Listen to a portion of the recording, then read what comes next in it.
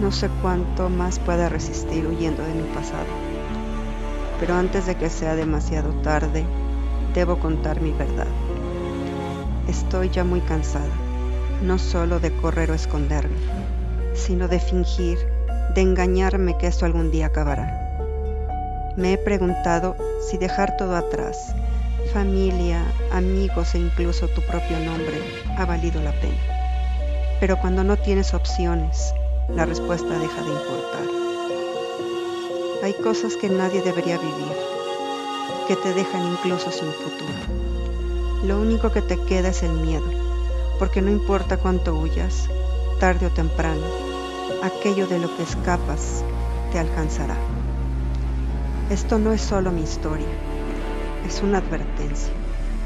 A veces, el precio de un deseo es más alto de lo que imaginas. Y eso no es lo peor. Lo peor es que no siempre eres tú quien termina pagando.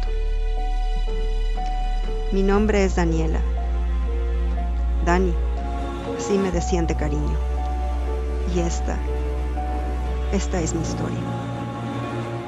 Mis padres eran jóvenes cuando se casaron y rápidamente tuvieron una hija, yo. La felicidad no duró mucho porque mi padre necesitaba un hijo varón.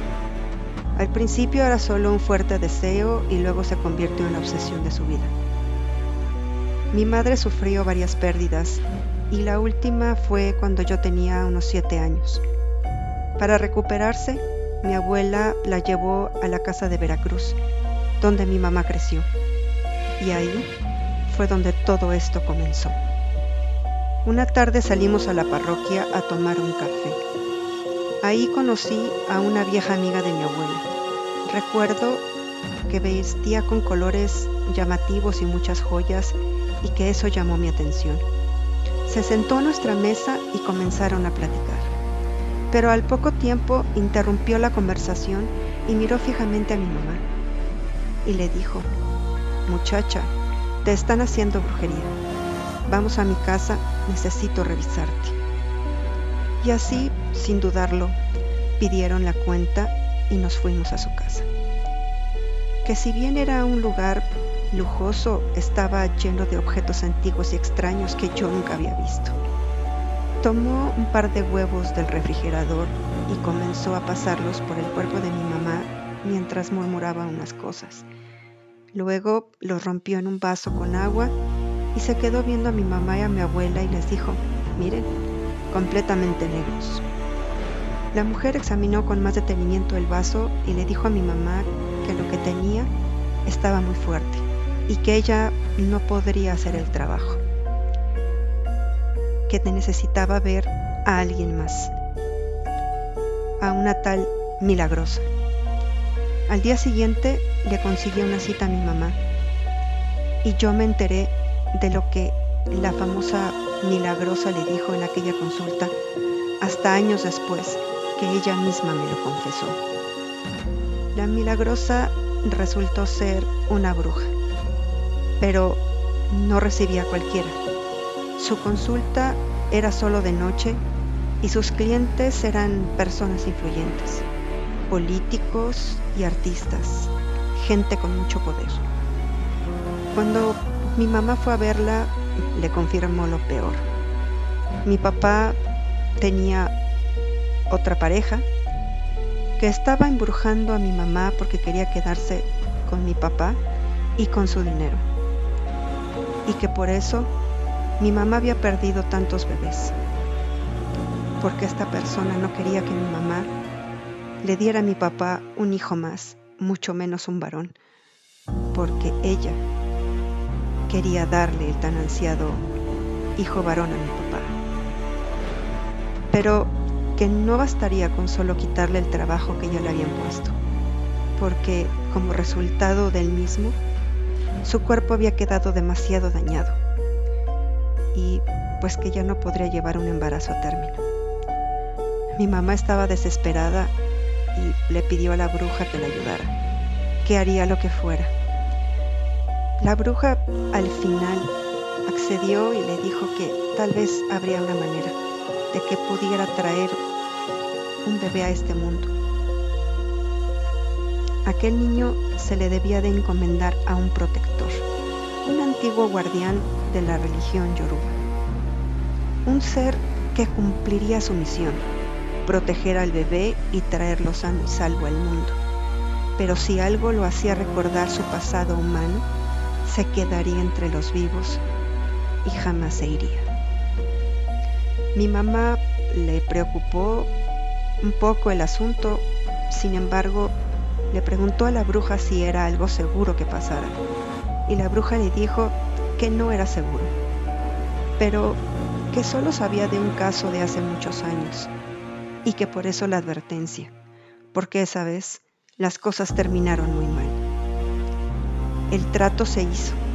Mi madre vendió muchas cosas, joyas, unos terrenos que le había dejado mi abuelo en Veracruz, y consiguió la millonada que le había pedido la bruja.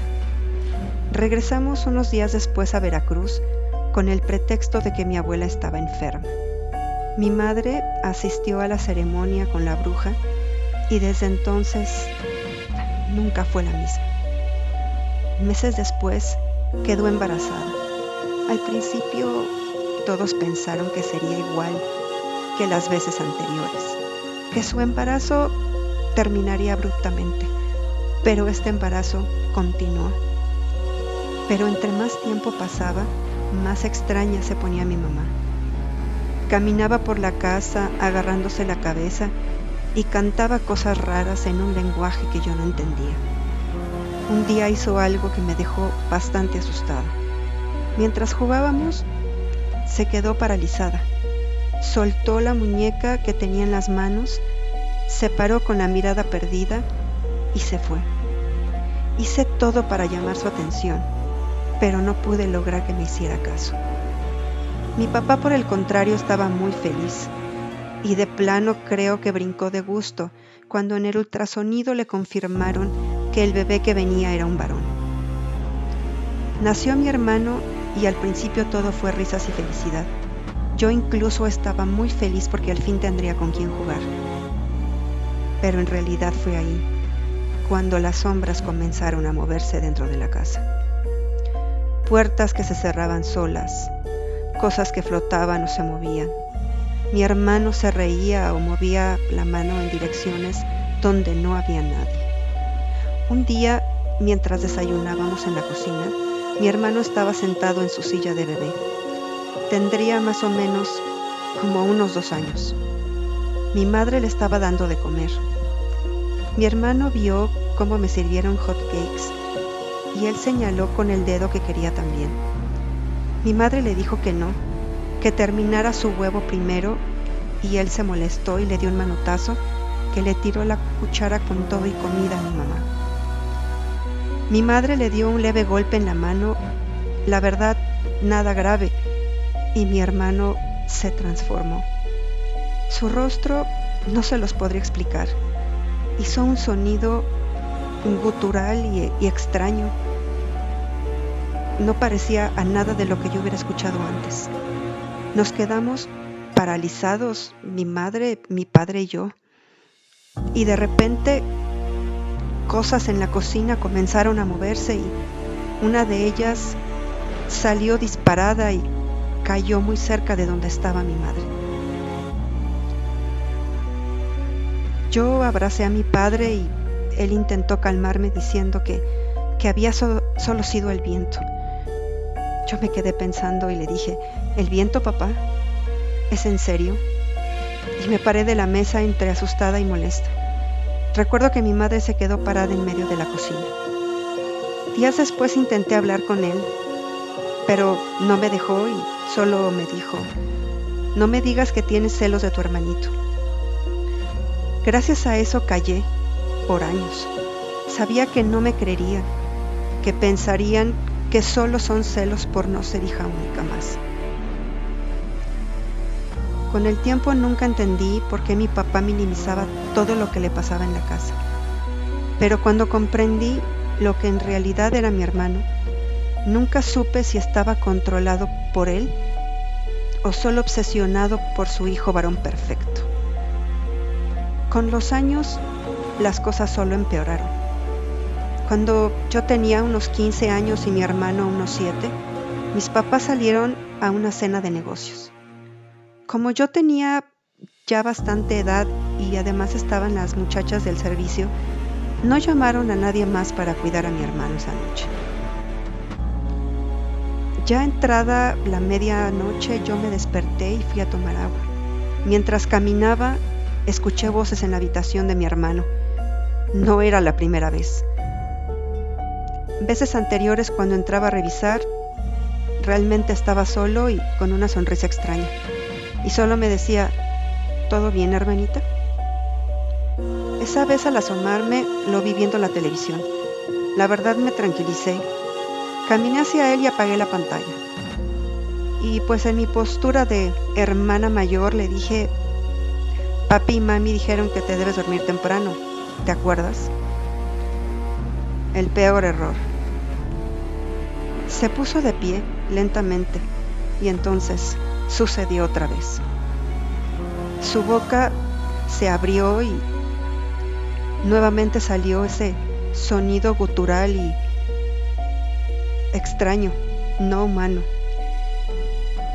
Sus ojos se tornaron oscuros, profundos, como si la luz dentro de él se hubiese apagado. No pude reaccionar y al siguiente segundo algo o alguien me tomó por atrás. Sentí unas manos enormes y muy frías que me levantaron del suelo con una facilidad imposible. El aire se me fue, mi visión se oscureció y entonces escuché la voz de mi hermano que dijo, déjala, es mi hermana. El agarre desapareció de inmediato y caí al suelo, tosiendo, y salí de la habitación a gatas con el corazón latiendo desbocado. Desde ese día mi hermano nunca se separó de mí. Si intentaba salir con mis amigos, sus berrinches eran épicos. Rompía cosas y mi mamá con trabajos podía controlarlo. Las noches se volvieron insoportables. Mi hermano se levantaba dormido y se quedaba de pie frente a la puerta de la habitación de mis papás. Justo después, mi madre despertaba gritando, sudando y con el cuerpo cubierto de extrañas marcas. Los médicos lo llamaron terrores nocturnos, pero la verdad no era eso. Lo peor empezó cuando comenzó a entrar a mi habitación. La primera vez lo vi de pie en la puerta. Le hablé, pero no me respondió. Un murmullo extraño, ahogado, comenzó a llenar la habitación. Los mismos cánticos en lengua extraña que mi madre pronunciaba en su embarazo. Quise moverme, pero no pude. De pronto sentí la cama hundirse atrás de mí. Algo estaba a mi lado. Era frío e irreal. Mis ojos derramaban lágrimas, pero no podía gritar. Solo recuerdo el vacío, la impotencia y luego la oscuridad. En un punto siempre me desmayaba, como si mi mente lo bloqueara en un intento de que yo no perdiera la cordura. Nunca olvidaré aquel día en el baño. El vapor lo cubría todo y el agua caliente me reconfortaba de alguna forma. Cuando entre la neblina vi una figura. Era pequeña, así que pensé que era mi hermano. Con jabón en los ojos y la vista medio borrosa, le grité que se saliera, pero entonces escuché esa voz que mi hermano tenía cuando se enojaba, profunda, extraña y antinatural. Y solo me dijo, no me voy a ir. Un escalofrío recorrió mi espalda. Desde ese día, cada vez que me bañaba cerraba con llave. Atrancaba la puerta con una silla e incluso aseguraba la puerta del baño. Pero nada de eso servía. Aquello siempre estaba ahí, vigilándome. Y no solo ahí, cada segundo que pasaba en mi casa, me sentía observada. 3 años soporté a esa sombra en mi vida, hasta que al fin, cuando cumplí 18 años, vi mi oportunidad de escapar. Le dije a mis padres que quería estudiar en una universidad en Puebla, que tenía dormitorios y que todo estaba dentro del campus. Ni siquiera había terminado de hablar cuando mi madre, casi gritando, me interrumpió de manera abrupta y dijo, sí, está bien, ¿cuándo te vas? Me sorprendió muchísimo su reacción. Mi padre, pues, la interrumpió, intentó calmarla y le dijo, bueno, mujer, deja que nos explique bien al menos. Pero ella insistió en un tono ansioso, me atrevo a decir que casi desesperado. Pues, ¿qué más? Que se haga independiente no es lo que dices todo el tiempo, que conozca el mundo.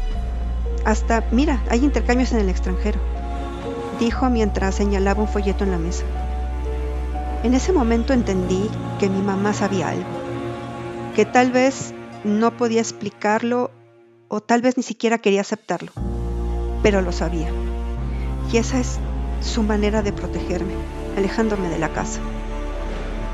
Solo pedí una cosa a mis papás, que no le dijéramos nada a mi hermano hasta que fuera el día en que partiera a la universidad. Siempre había estado demasiado apegado a mí, les dije, y no quiero provocar un berrinche antes de tiempo. Mis padres estuvieron de acuerdo y cuando llegó el momento pasó justo lo que temía. Mi hermano, que tenía ya unos 11 años, se descontroló. Mientras mi papá intentaba calmarlo, su grito se convirtió en algo más, en un sonido gutural y extraño, antinatural.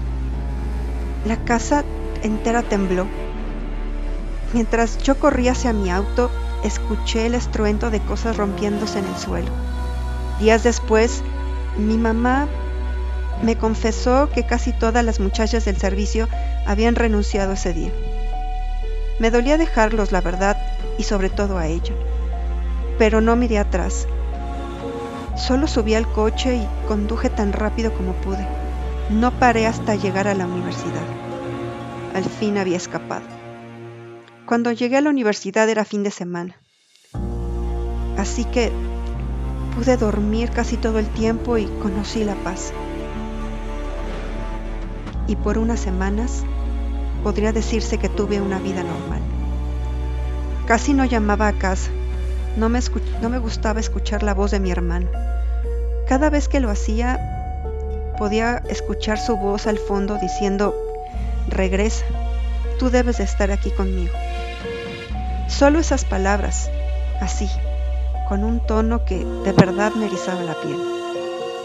Pero mi tranquilidad no duró mucho. Una noche mi celular sonó. Era mi papá. Me dijo que mi mamá había tenido un accidente, que se había caído por las escaleras y que estaba en el hospital.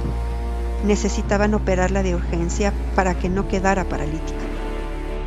La verdad me quedé en shock y entonces mi papá agregó, mijita, vente, necesito que alguien se quede con tu hermano mientras yo estoy pendiente de tu mamá en el hospital.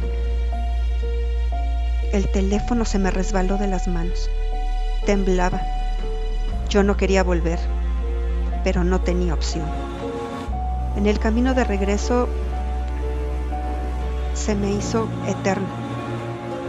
No sollozaba ni emitía sonido alguno, pero las lágrimas caían solas por mis mejillas, como si mi cuerpo supiera lo que me esperaba. Cuando llegué a la casa, ahí estaba él. Mi hermano me esperaba sentado en la sala, con una sonrisa que no parecía la suya. Corrió hacia mí y me abrazó con mucha fuerza. Te extrañé mucho, me susurró. Pero en un segundo su expresión cambió. Su rostro se transformó en algo que no les podría describir y su voz, esa voz no era la voz de un niño. Si te vuelves a ir, mamita podría lastimarse otra vez, sin querer. Eso fue lo que me dijo. Sentí que me desvanecía. Mis piernas flaquearon. Pero justo cuando estaba por caer de rodillas al suelo, algo me sostuvo por la espalda y me susurró al oído. es inútil resistirse. No sé qué fue peor, si mi hermano o aquello que estaba con él. Entre eso que tenía yo atrás y mi hermano, me cargaron, arrastraron y me llevaron a sentar al sillón. Yo solo me quedé ahí sentada en silencio, con lágrimas cayendo sin parar, y mi hermano se aferró a mi cintura como si nunca fuera a soltarme. Y en ese momento supe que estaba atrapada, y ellos lo sabían. Tenía que pensar en cómo sobrevivir. No podía irme, al menos no todavía. Así que decidí jugar su juego, hacerle creer a mi hermano que él tenía el control de la situación. Pedí un montón de folletos de universidades en la Ciudad de México, así como un curso intensivo de inglés en línea. Cuando mi hermano llegó del colegio, se los mostré con la mejor sonrisa hipócrita que pude fingir. Mira, le dije, así podré estar aquí contigo. Su reacción me hizo, la verdad, estremecer. Me abrazó emocionado como si yo le hubiera dado el mejor regalo del mundo. Muy bien, respondió con satisfacción. Te daré tu espacio para que tomes tus clases, pero olvídate de salir con tus amigos. Solo puedes salir con las amigas que me caigan bien. Sentí que el aire se volvía muy pesado y solo moví la cabeza diciendo que sí. Sin pensarlo, hacía todo lo que me pedía. Si quería ir al centro comercial, íbamos, lo llevaba. Si quería jugar videojuegos, lo hacía. Y así pasaron los días hasta que por fin pude ir a ver a mi mamá al hospital.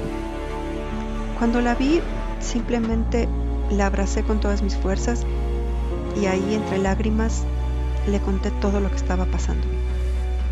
Su rostro palideció y ahí fue donde me confesó que hacía muchos años había recurrido a la brujería para traer a mi hermano al mundo y que fue advertida de posibles consecuencias. Creo que en esta casa, lo que está dentro de tu hermano es consecuencia de aquello que hice en mi desesperación por tener un hijo varón y que tu papá no me dejara. Después lloramos juntas y mi mamá me pidió perdón. Sabía que yo no podía quedarme ahí, pero antes de pensar siquiera en escapar, necesitábamos entender qué es lo que estaba dentro de la casa, con qué estábamos tratando. Buscamos algunas respuestas en internet, pero mi mamá no recordaba muchos detalles. Fue entonces cuando se nos ocurrió llamar a Veracruz y pedirle a mi abuela que contactara a su amiga. Así que su amiga consiguió que tuviéramos una sesión privada con la bruja mediante una videoconferencia. Necesitábamos tener esta información o hacer la llamada en el hospital, porque de lo contrario mi hermano se hubiera dado cuenta. Cuando la bruja apareció en la pantalla, la famosa milagrosa, mi mamá le contó todo. Su voz temblaba al mencionar el extraño comportamiento de mi hermano hacia mí. Con un nudo en la garganta terminó preguntando: ¿qué es esa presencia? ¿Qué es esa cosa que está en mi casa? La bruja suspiró después de darle una buena fumada a un puro.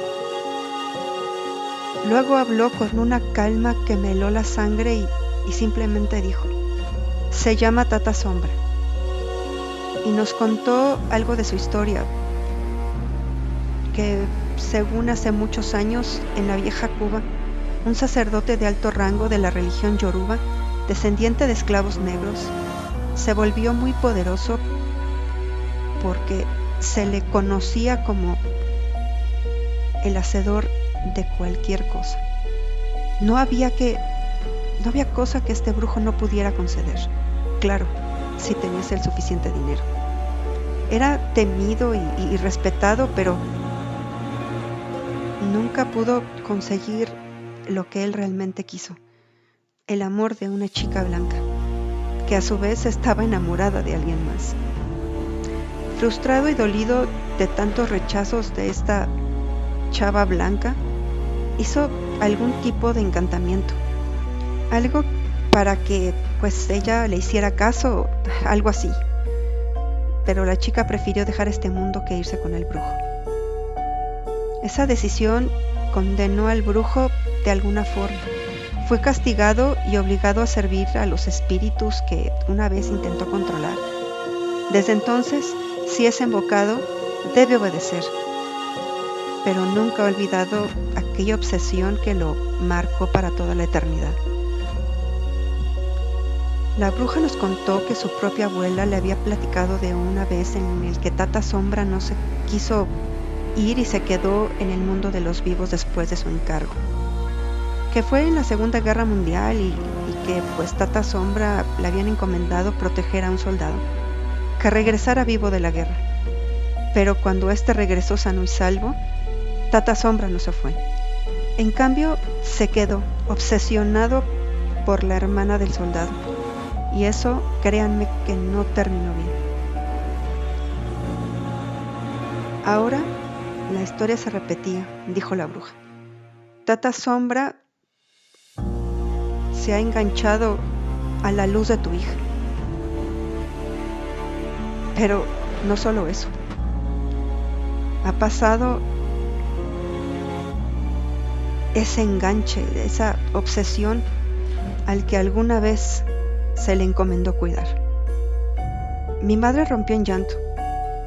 Pagaré lo que sea, le dijo a la bruja, lo que sea, pero libéranos de esto. La bruja solo nos miró con dureza y le dijo, yo te lo advertí y aceptaste. Y sin decir más, colgó la videollamada así. Mi mamá, mi abuela y yo estábamos incrédulas de lo que escuchamos. Nos pusimos a llorar, pero entonces mi mamá se limpió las lágrimas y, después de respirar muy profundamente, me tomó entre sus brazos y me dijo, yo te metí en esto y ahora yo te voy a sacar. Irónicamente, mi abuela paterna también había notado que algo no estaba bien. Años atrás le hizo comentarios a mi mamá, pero mi mamá decidió no hacerle caso. Así que ahora decidimos recurrir a ella para que nos ayudara. Al principio quedó pasmada por lo que le contamos, pero ella conoció a su hijo, mi papá. Sabía lo mucho que presionó para tener un hijo varón y cómo eso lo usó como excusa para las infidelidades que tuvo con mi mamá por no darle ese hijo varón. Realmente nunca juzgó a mi mamá y solo la abrazó. Decidimos que la única manera de mantenerme a salvo, al menos por un tiempo, era hacer que mi hermano sintiera confianza, que estuviera cómodo conmigo, que se sintiera en control de la situación. Si yo lograba darle lo que él quería, que era estar todo el tiempo con él, mi atención total, tal vez los eventos paranormales que nos tenían ya muy mal a mi mami y a mí se detendrían. Y sorprendentemente funcionó. Pero la calma, la verdad, nunca dura mucho en esa casa. Para ese entonces, mi hermano casi terminaba la prepa. Y justo cuando empezábamos a sentir un poquito de tranquilidad, empezó otra pesadilla más. Varias chavas que iban en la misma prepa de mi hermano desaparecieron sin explicación. Días después fueron encontradas, sin vida y con extrañas marcas en la piel. Mi madre, mi abuela y yo estábamos, la verdad, muy asustadas porque sospechábamos de mi hermano. Y ahora no solo teníamos que vivir con el miedo todo el tiempo, sino también con la culpa de saber qué podría hacer él y no lo podríamos detener. Una noche lo vimos llegar tarde. En lugar de entrar a la casa, se dirigió a los bungalows que usábamos para hospedar visitas que se encontraban en la parte de atrás. Llevaba algo en la mano y cuando salió y entró a la casa ya no lo tenía. Mi madre no se atrevió a ir, pero yo sí. Caminé con el corazón en la garganta. Abrí la puerta del primer bungalow y ahí lo vi. Una bolsa con objetos afilados y prendas sospechosas. Salí temblando. Subí las escaleras corriendo y le conté todo a mi mamá. Ya no podíamos fingir que no sabíamos. Ya no podíamos ignorar lo que estaba haciendo. Hasta que un día ya no pude más. Tenía muchísimo remordimiento y culpa. Así que entré en su habitación y, sin saber qué hacer o qué decirle, estaba temblando y le vi a mi hermano ahí. Ya con 17 años, no parecía un adolescente. Era corpulento, súper alto, fuerte, una estrella de fútbol americano, el orgullo de mi papá. Apenas me vio, se acercó y me abrazó y me dijo: ¿qué tienes, hermanita? Estás pálida. ¿Te encuentras bien? Yo apenas si podía respirar, pero le dije: tú me quieres, ¿verdad? A tu manera, pero pues me quieres. Él me contestó que me adoraba y que yo era lo más importante para él en este mundo. Las lágrimas comenzaron a rodar por mis mejillas y le dije que, por favor, que parara lo que estuviera haciendo, que ya sabía, que por favor se detuviera. Le ofrecí que iba a pasar todo el tiempo que él quisiera, que incluso, no sé, que podríamos irnos todos de viaje, de familia, lo que él quisiera. Su expresión cambió por completo. Sus ojos oscuros se clavaron en los míos y me dijo: solo hay una forma. La habitación, se los juro que se puso más fría. Me dijo que ellas solo eran entretenimiento, solo sustitutos. Si quieres que realmente esto se detenga, entonces renuncia a ser mi hermana y únete a mí para siempre. El aire se me atoró en la garganta. Le di unas palmaditas en el hombro a mi hermano y me salí, aturdida, confundida, como si el cerebro ya no pudiera procesar nada más. Mientras caminaba a mi habitación, me cayó el 20 de que había dejado de ser un niño y que si en algún momento quisiera hacer algo, no habría forma de detenerlo. Era demasiado alto y fuerte, y además no estaba solo. Tata Sombra seguía con él. Corrí a contarle todo a mi mamá y a mi abuela paterna. Ya no había tiempo que perder. Mi abuela me abrazó y dijo: es hora de poner el plan en marcha. Por años habíamos establecido una rutina que nos diera la oportunidad de tener una ventana, una oportunidad.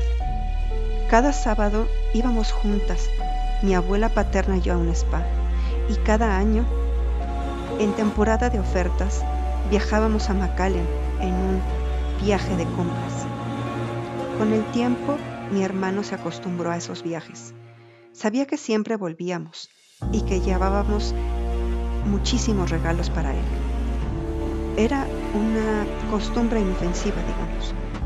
Pero realmente, esas salidas al spa y esos viajes de compras a McAllen no eran más que unas vías de escape esperando ser usadas.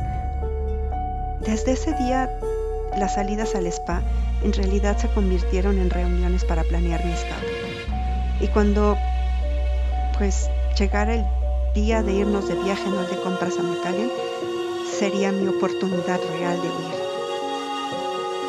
Finalmente el día llegó. Todo se desarrolló como siempre. Antes de salir al aeropuerto, fui a buscar a mi hermano a su cuarto y le pedí su lista de regalos. Me abrazó con fuerza y susurró: piensa en lo que te dije. Yo contuve la respiración y fingí una sonrisa y lo empujé así juguetonamente y respondí: sí, ya, hombre, pórtate bien. Él solo sonrió. Cuando subí al avión, por primera vez en años sentí alivio. Pero la verdadera fuga comenzó cuando aterrizamos en el aeropuerto de Dallas. Sin pensarlo dos veces, compré un boleto para el primer vuelo disponible. y desaparecí. Fue la última vez que vi a mi abuela. Con el tiempo supe lo que pasó después, en esos días, gracias a ella. Seguimos en contacto, aunque jamás le dije bien en dónde estaba.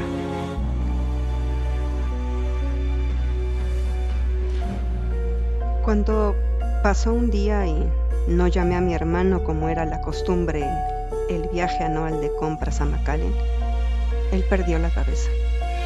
Marcó insistentemente a mi teléfono, pero ya estaba apagado y tal vez aún seguía en un bote de basura en el aeropuerto de Dallas.